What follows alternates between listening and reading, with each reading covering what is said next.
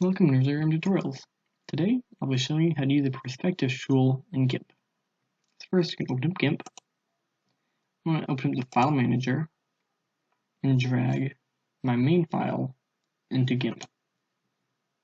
I'm going to be adding a picture to the laptop screen using the perspective tool.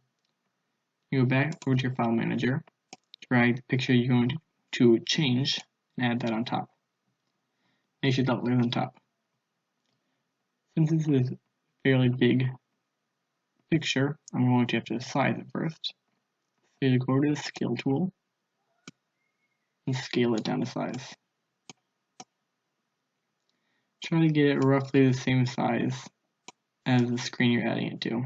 I'll go back over, click on the perspective tool, use Control and middle mouse wheel to zoom in, and pinch the corners, drag them to the screen.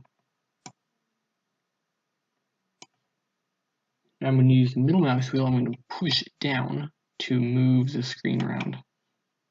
I'm going to continue adding.